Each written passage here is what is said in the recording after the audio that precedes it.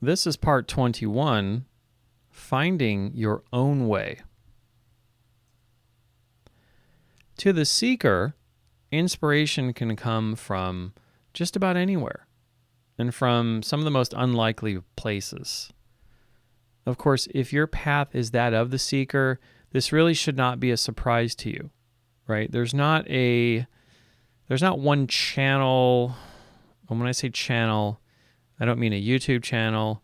I don't mean a television channel. I mean one channel as in there isn't like one approved source of spiritual teachers, right? There isn't like one school of thought, for example.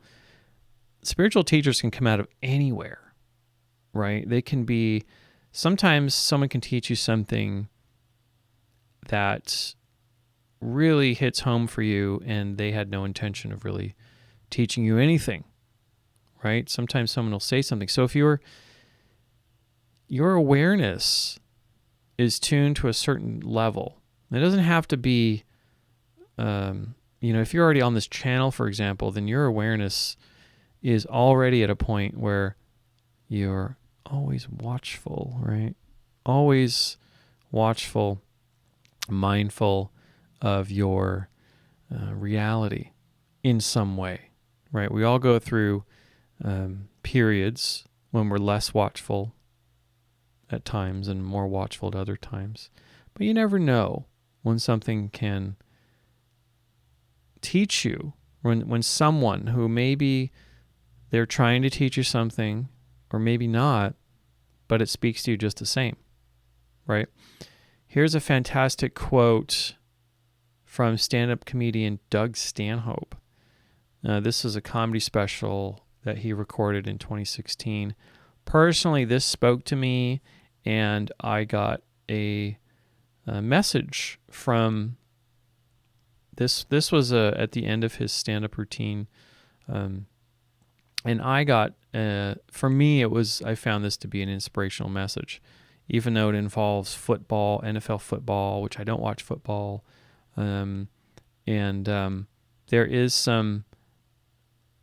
there may be some offensive, some offensive things here I'm about to read.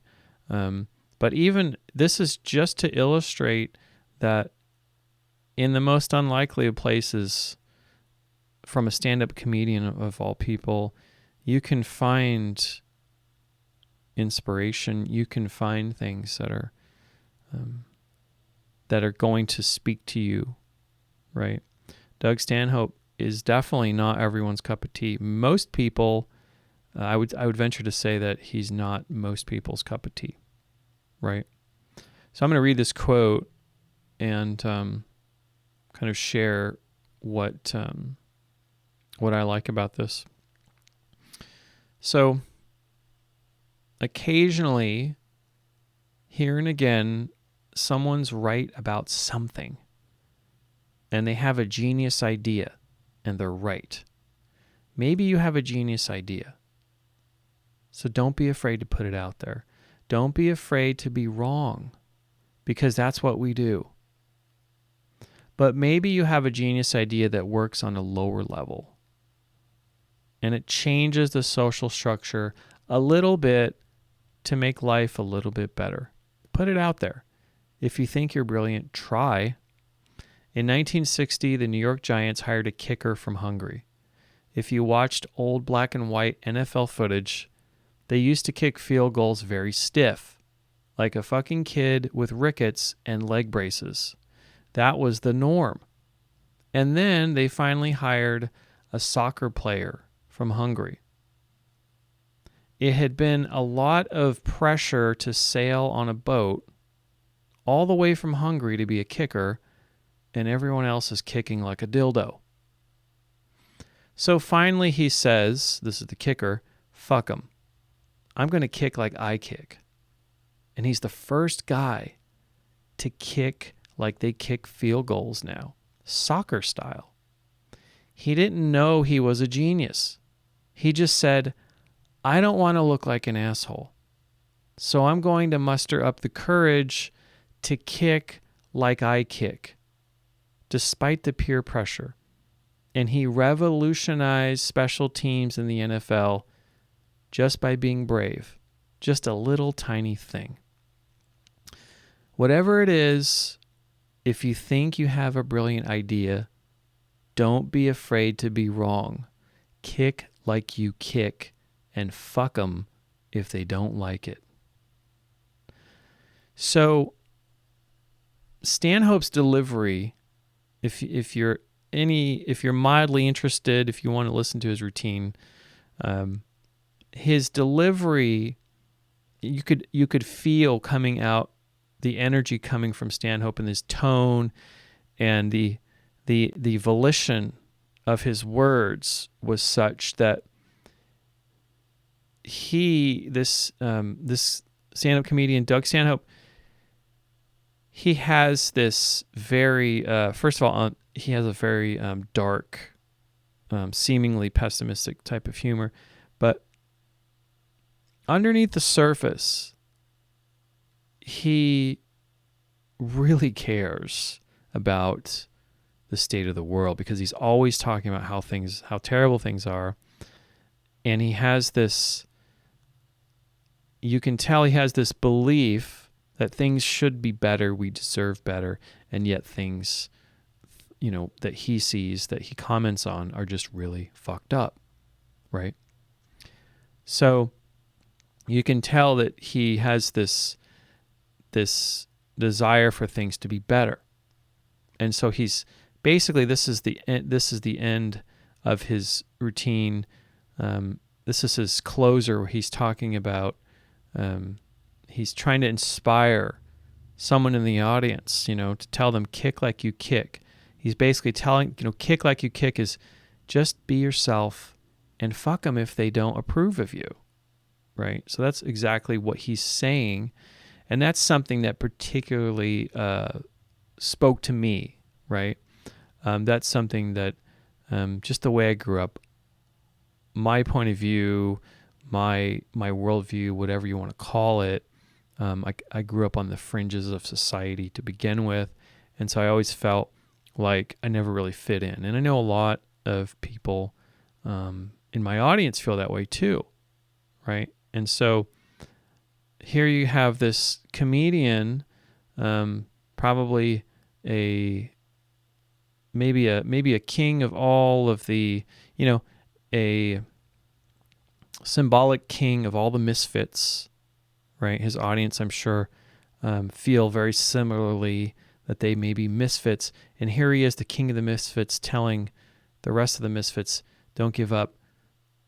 Find it, access your own resources, find your own courage, and kick like you kick, right? Express what you want to express, or invent what you want to invent, or do whatever it is that you want to do that you think is going to help other people in some small way, right? So I found this just incredibly inspirational. And of all things, it was in a stand-up comedy routine, which is, of course, a form of entertainment that is supposed to help the audience forget about their lives for a minute and laugh, forget about their problems and that kind of thing. But on a deeper level, stand-up comedy, I'd say most of it that's worth anything is really saying a very deep message if you're really tuning in, right? If you're really tuning into the message, you can get quite a lot of great knowledge, great inspiration, right, out of something as unlikely as stand-up comedy. So Watkins Magazine, this is a spiritual publication out of London. They publish a list of the top 100 spiritual influencers in the world every year. Not every spiritual influencer that speaks to you will be on this list. And by no means does this list contain the 100 most important spiritual influencers or spiritual teachers that actually exist in the world. Many spiritual teachers in the world don't make a lot of noise, and some of these spiritual teachers don't even realize that they're teaching anything, right? The point of this slide is to illustrate the diversity of ideas and perspectives that are possible for spiritual growth. There is just no one way. There's not even 2 or 3 or 4 or 5 ways. It's so vast and so wide, you really can kick like you kick, right? Some of my spiritual teachers will never make this list, and yet they have affected my life in a very deep and profound way. There is one way, or there is no one way, right? There's no one avenue to take or certain path that's right or wrong. So what speaks to you and the teachers you choose, which ones resonate most with you, that's purely up to you, right? Now, I should talk about a few of these people that are pictured here. This list is from late February 2020, and on this list, Ram Dass is not on this list. He's pictured at the bottom of the screen here next to Oprah with a lotus in the background. Ram Dass passed a few days before Christmas, I think on December 22nd, 2019. Ram Dass passed, but I chose to leave these images up, this image up of Ram Dass. He is one of my influences, and so I just wanted to commemorate that his passing was just fairly recently. So some of these other teachers I wanted to mention, some of these may speak to you, some not. Teal Swan here in the upper left, she's got a very active YouTube channel. Below her is Rupert Sheldrake. He's actually a biologist. And he has some very interesting cutting-edge ideas about morphic resonance. And he's very interesting. And he's definitely not afraid to kick like he kicks. He's not like anyone else. He actually has a banned TED Talk. He has a book out called Science Set Free. And it's in the United Kingdom where it was originally released. It was entitled The God Delusion. And I think in the United States they renamed it to Science Set Free. Fantastic mind, Rupert Sheldrake. And then in the top right, this is Ken Wilber. Ken Wilber is a systems theory. He's a teacher. He is he's a fascinating individual. He wrote a book called A Brief History of Everything, and he's known for being able to control his brainwaves just by will. He's interesting, very, very, very interesting. He's a spiritual teacher for sure. He's a mystic and a yogi, and I think hasn't been in the greatest health, but I think he's gotten better, hopefully. But he has a fairly active YouTube channel as well. And then this guy in the middle right, with the Egyptian eye on his chest, this is Graham Hancock, and he began his career as a reporter, and he reported on the Ark of the Covenant that's reportedly in a Coptic Christian church in Ethiopia that only like 1 or 2 priests are authorized to actually go into the room with, and that started him down a rabbit hole of investigating all sorts of interesting things, from Egypt to underwater temples to past civilizations that were tens and if not hundreds of thousands before us. And he does a lot of work with all kinds of different folks, Egyptologists and geologists and things, and he has some very interesting books, and so he's pretty well known as well, so you probably may know about him. Of course, Oprah.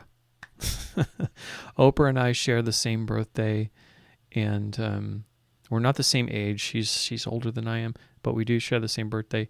And she's very much an Aquarius, like I am. She's a knowledge seeker, and I've always been very much the same way. So I find it very easy to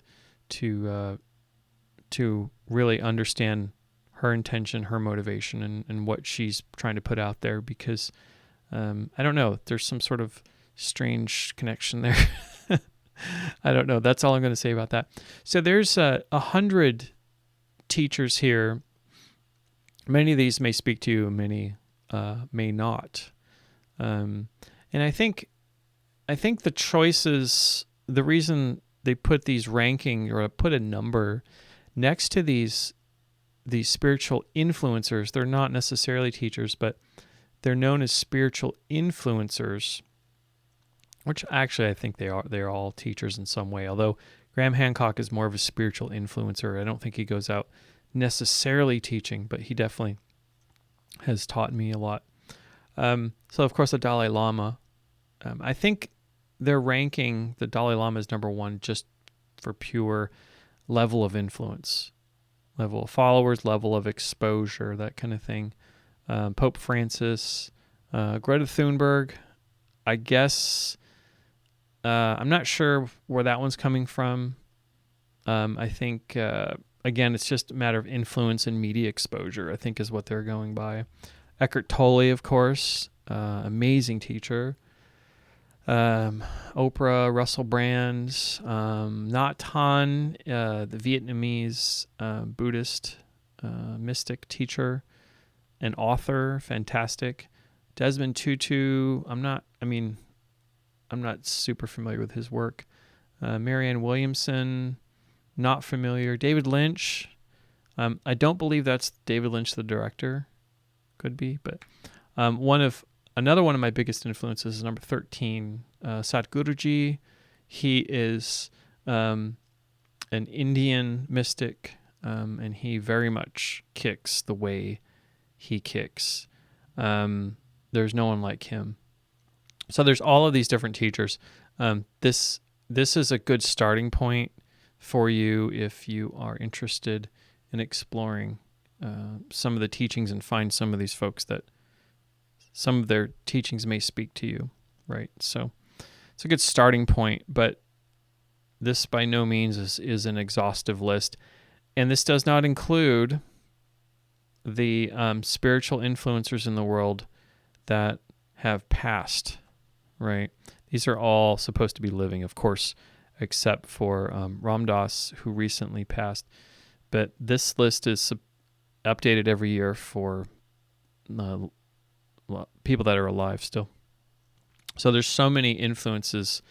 There's far more of my influences are people from the past, I suppose, for one reason or another.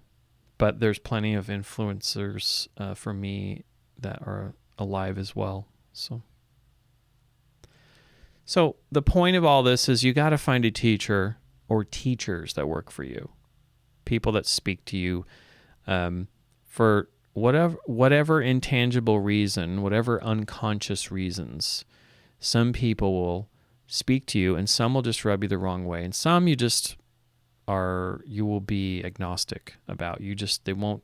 Either way, you'll just whatever, take it or leave it. But so it's better to find the teachers that speak to you that you can really tune into, and oh yeah, okay, I like your style of presentation. I like what you're saying, right?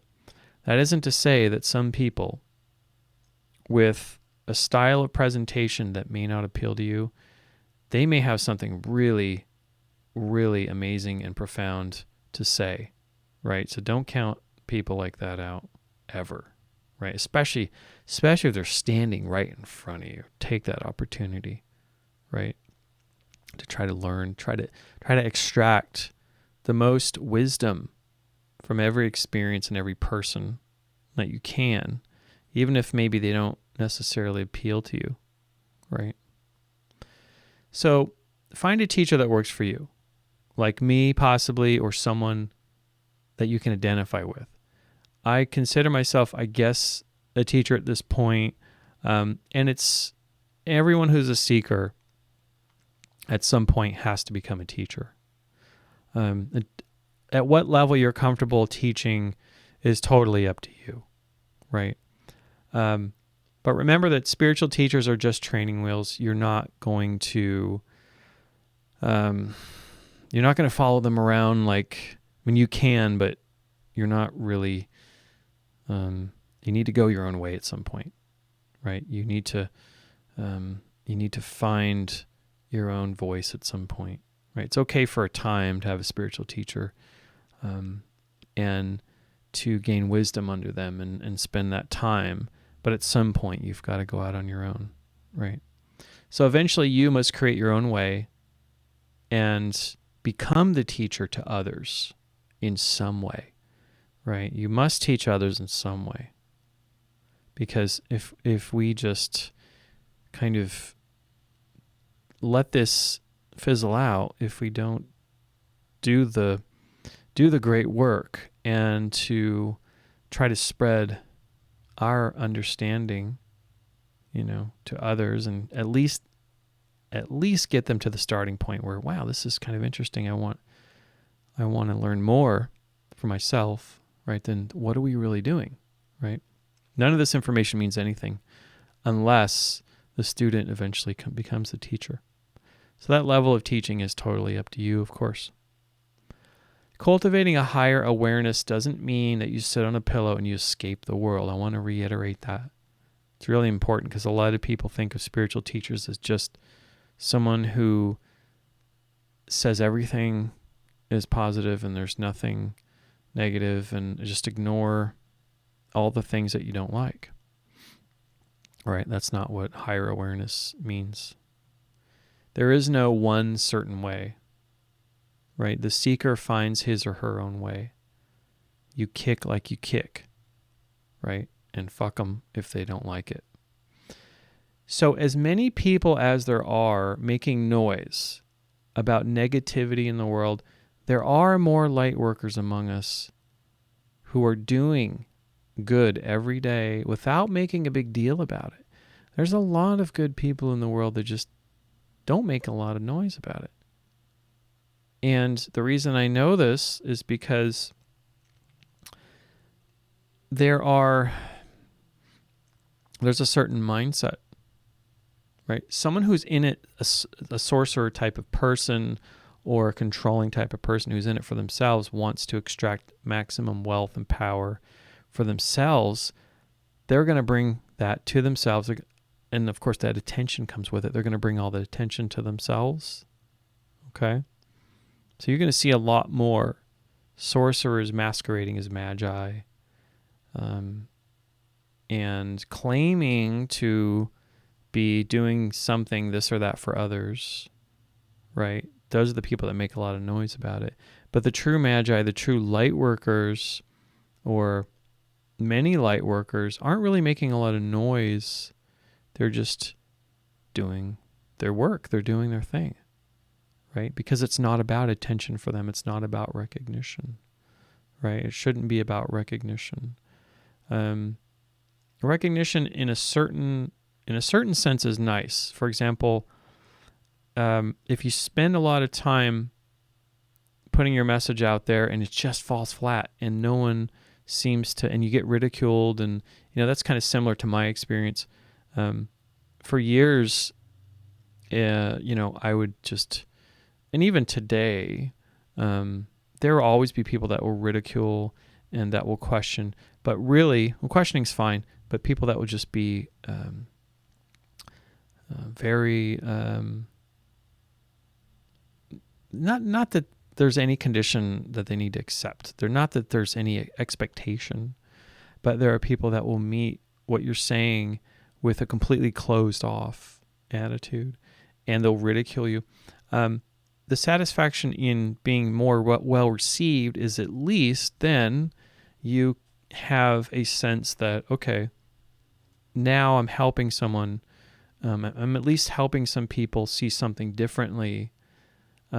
Whereas if you keep getting ridiculed and keep getting shunned and all of these different things, you start to wonder, am I helping anyone? Like, what am I doing this for? Right? So recognition in that sense, I think, is definitely the most important, and it's the most rewarding, right? It's just when you guys reach out to me, when someone reaches out to me by email or through the comments, and they just say, man, I had no idea I was going to watch this video game analysis.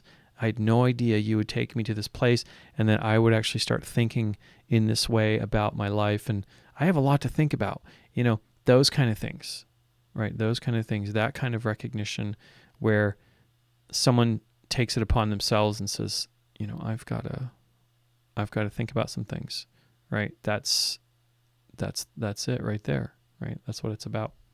So find what matters to you most and make small changes to transform yourself in this direction, right? To go with this beginner's mind, to be the student, but knowing full well that you will be the teacher in some respect, at some level, right? In the way that you want to be.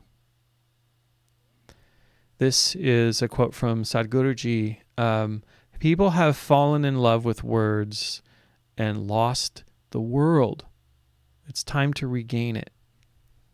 Had I known about this quote probably at the very beginning of this series, I probably would have put that in giant, I would have tattooed that on my forehead for this presentation. No, I'm kidding. But I would have put that in giant font right on the beginning, because that really is what this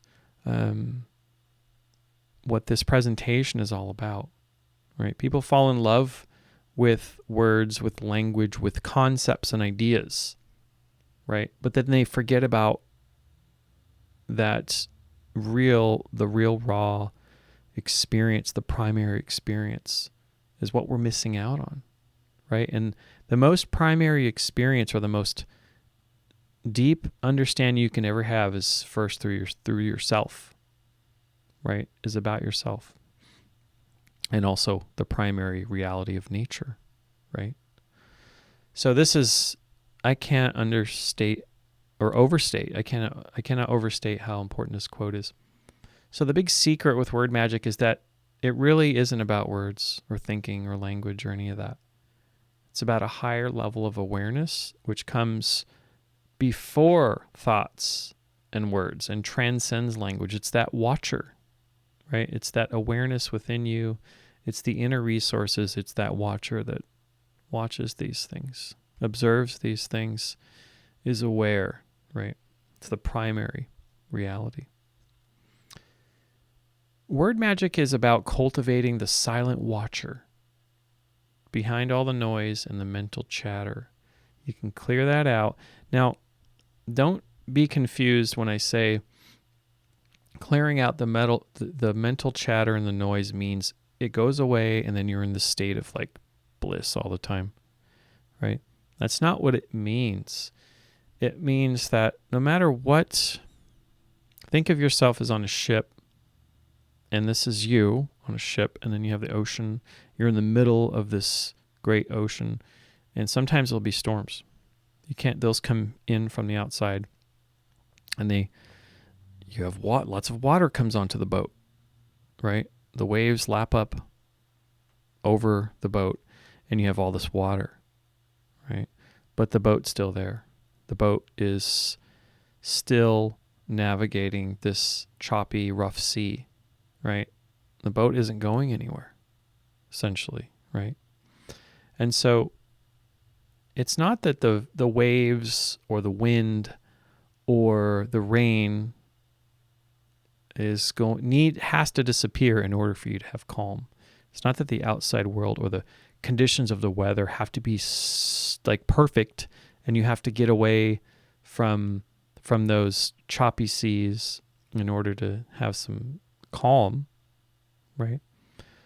Nor does it mean that you have to live in reality, essentially. You have to live with all of the things that come up sometimes. But these things come up sometimes, then they go away, right? So it's not about cultivating this place where everything's just smooth sailing. It's always calm seas, right? It's not about that. It's about cultivating the watcher so that, or this inner awareness, you can be aware of this is happening, right? This isn't happening to me, this is just a happening, right? You have to let go of that. I'm my thoughts and all this mental chatter is me and this is happening to me. No, right? It's not happening. It's happening. You were part of the happening. You are the happening, right? It's happening, but it's not happening to you, right? That's a belief, right? So this higher level of awareness comes to us through nature, primarily, and through ourselves, which of course we are nature.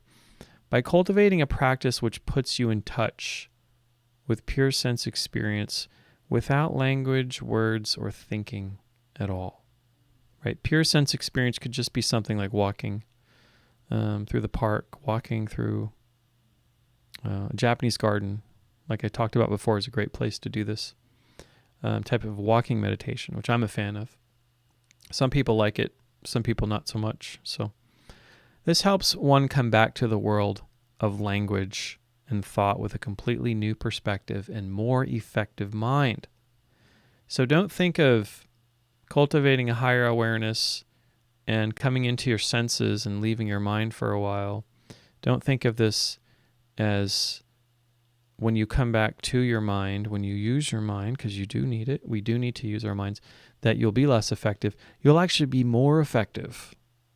You will be more effective. You will use your mind in new, surprising, and very powerful ways. Nature is not a place to visit. It is home. So in this virtual world of ours, it's created by culture, language, and now the virtual world of the internet. Now, language and culture are one layer of the virtual world. And if you put the internet into the mix, then you've got like another layer of the virtual world. So it's like a matrix within a matrix. It really is, if you think about it. And we are slowly creating aliens out of ourselves if we fail to return home often enough. We can inhabit the exciting new world of cyberspace only for small amounts of time.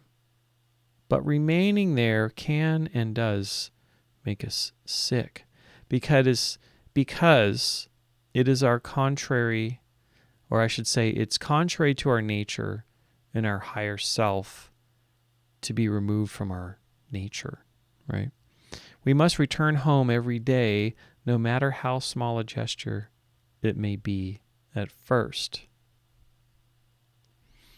Now, if I traveled in a time machine to visit my old self of even a decade ago, the old me would have been pissing himself with laughter to know that I was even mildly interested in the teachings of Eckhart Tolle and Oprah Winfrey, much less showing this picture of the two of them together.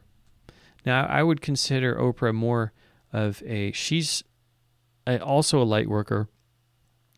She is very much a facilitator of light workers. She's a gatherer of all of these light workers, including Eckhart Tolle, right? It was only after I realized that my journey through life was completely up to me, but at the very same time, it was a well-worn path filled by many people whom I thought I had nothing at all in common with, or they had nothing at all in common with me, right? What do I have in common with Oprah? Like, honestly, right? What do I have in common with Eckhart Tolle? Right? That was my mindset. And when I was able to let go of the false image of my mind of who I thought I was able to let go of this imago, or this image of who I thought I was, then I could instantly release my image of who I thought everyone else was, right? So there's something very powerful in yourself that helps you to release some things that you believed about others, right? And this is a lesson that's better learned by the age of 25 rather than if you're like 50 years old, right? I still have a long way to go myself, as I feel like I hardly know anything at all, to be honest. And I'm trying to release myself of as many beliefs as I can, and sometimes they creep back in, right? For me, the less I believe in these images that are formed in my mind, the more peace I seem to have in my life. This is a great quote by Wallace D Watts. This person is not very well known. He lived in the 19th century, and he was kind of one of these people that, just like just about all notable people, notable light workers, I should say, in human history, he accessed his inner resources. He went inside and he cultivated his awareness, and he brought his awareness to a higher level. And he said the very best thing you can do for the whole world is to make the most of yourself, right? No truer words have ever been spoken than that, because there's a transformation that happens within your entire worldview once these resources of the self can be accessed, and this awareness can be ratcheted up and brought higher and higher, right? And the watcher can be used more and more, right? This is, to my understanding, from everything I've studied, this is the way to do it, right? Is to make the most of yourself, right? By accessing your own resources.